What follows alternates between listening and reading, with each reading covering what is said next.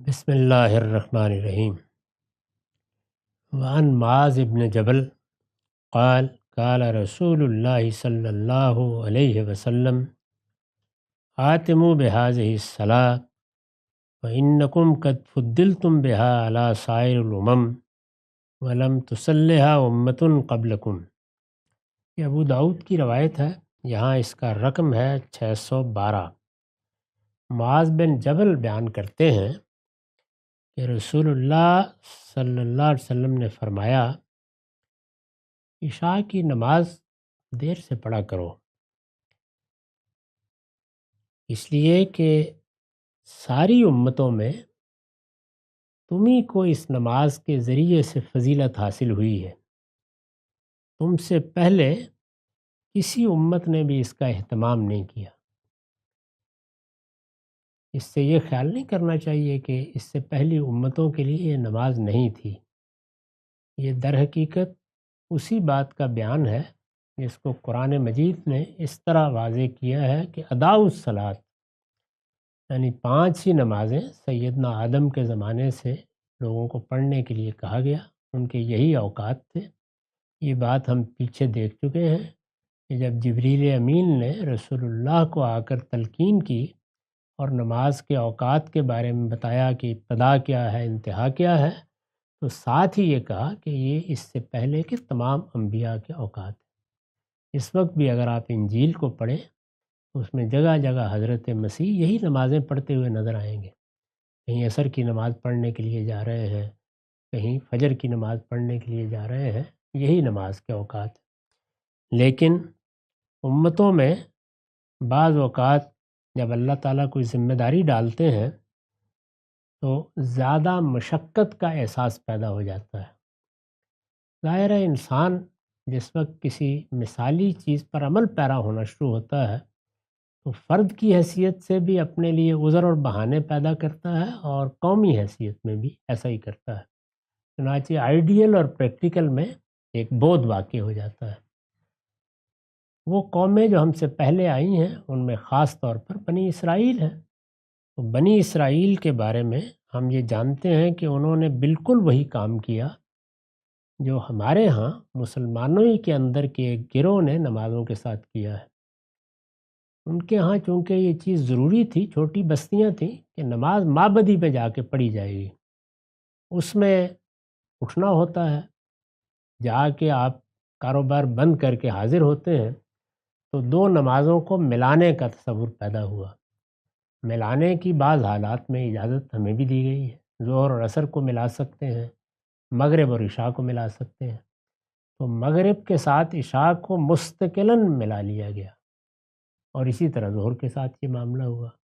اس سے عشاء کی نماز گویا اپنے وقت پر ضائع ہو گئی، جیسے عصر کی نماز ہوئی۔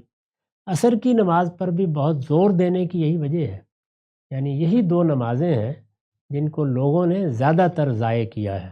پہلی امتوں میں جو بھی لوگ آئے، حضور نے بتایا کہ تمہیں اللہ تعالیٰ نے یہ فضیلت دی ہے کہ تم اب یہ جمع بین الصلاتین کا طریقہ چھوڑ کے نماز کو اس کے اصل اوقات پر لاؤ۔ اللہ نے ایک پیغمبر کو مبعوث کر کے تمہیں وہ اوقات دوبارہ بتائے ہیں۔ اب نمازیں 5 ہی وقت میں ہم پڑھ رہے ہیں، اور اس طرح بغیر کسی ضرورت کے ان کو جمع نہیں کرتے۔ اس طریقے سے یہ نماز جو کوئی بھی نہیں پڑھ رہا، اس وقت تم ہی پڑھ رہے ہو۔ تو یہ بات ہے جو حضور نے بیان فرمائی۔ چنانچہ یہود کے معاملے میں نے اپنی کتاب میزان میں بتا دیا ہے کہ انہوں نے کس طرح 2 نمازوں کو جمع کیا، اور 5 نمازیں کس طرح آہستہ آہستہ 3 ہی بن کے رہ گئیں۔ خود ہمارے ہاں بھی اہل تشیع نے یہی طریقہ اختیار کیا۔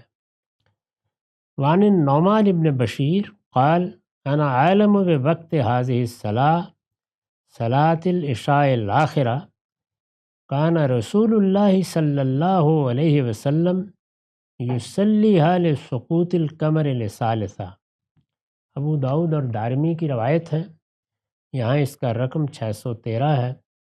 نعمان بن بشیر بیان کرتے ہیں کہ میں یہ جو نماز عشاء ہے، جو رات کی آخری نماز ہے، میں اس کا وقت تم سب سے بہتر جانتا ہوں، اس سے یہ معلوم ہوتا ہے کہ نماز کے اس وقت میں صحابہ کرام میں کچھ بحث رہی ہے، اور وہ بحث یہ نہیں ہے کہ نماز کا وقت معلوم نہیں ہے، نہیں، اس کو اول وقت میں پڑھ لینا چاہیے، اس کو مؤخر کرنا چاہیے، کیا یہ ثلث لیل تک مؤخر کی جا سکتی ہے، کیا آدھی رات تک مؤخر کی جا سکتی ہے، یہ بحثیں رہی ہیں۔ اس میں کسی موقع پر انہوں نے کہا، انہوں نے بتایا کہ رسالت مآب صلی اللہ علیہ وسلم تیسری رات کا چاند جب غروب ہو جاتا ہے بس اس وقت پڑھ لیا کرتے تھے۔ اس سے پہلے بھی ہم دیکھ چکے ہیں کہ آسمان پر جو آثار نمودار ہوتے ہیں،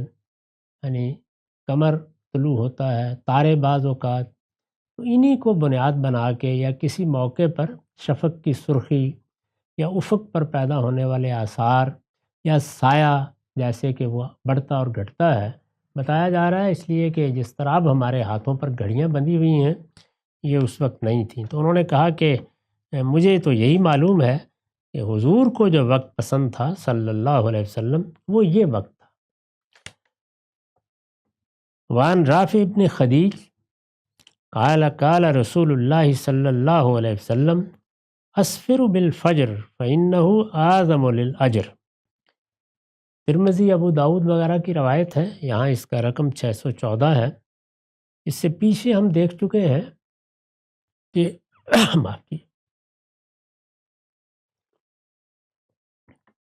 اس سے پیچھے ہم دیکھ چکے ہیں کہ فجر کی نماز رسول اللہ زیادہ تر غلس میں پڑھتے تھے، یعنی جیسے ہی فجر کا وقت ہوا لوگ آ گئے، اس وقت ذرا منہ اندھیرے نماز پڑھ لی جاتی ہے، اور وقت بہرحال سورج کے طلوع تک ہے، پڑھی جا سکتی ہے۔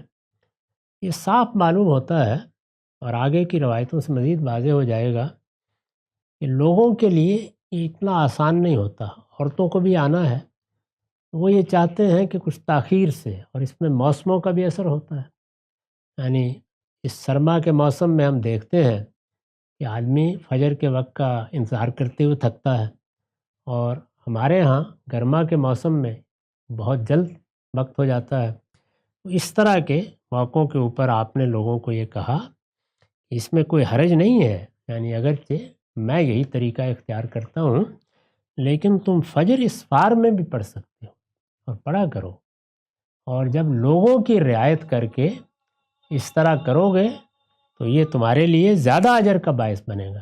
یہ دونوں پہلو ہیں اور دونوں ملحوظ رکھنے چاہیے، یعنی عبادت کے معاملے میں انفرادی لحاظ سے دیکھیں تو دل چاہتا ہے کہ زیادہ لمبی تلاوت کی جائے، زیادہ لمبے رکوع اور سجدے کیے جائیں، اللہ سے مناجات کی جائے، لیکن جب آپ نماز پڑھانے کے لیے کھڑے ہو گئے تو اب آپ کا معاملہ انفرادی نہیں رہا، اب آپ کو یہ دیکھنا ہے کہ لوگوں کا معاملہ کیا ہے، جس کو حضور نے بیان کیا کہ میں بعض اوقات خیال کرتا ہوں کہ آج زیادہ بڑی کوئی سورہ پڑھتا ہوں، لیکن پیچھے خواتین بھی نماز پڑھنے آتی تھی، کسی بچے کے رونے کی آواز آتی ہے تو میں مختصر کر دیتا ہوں۔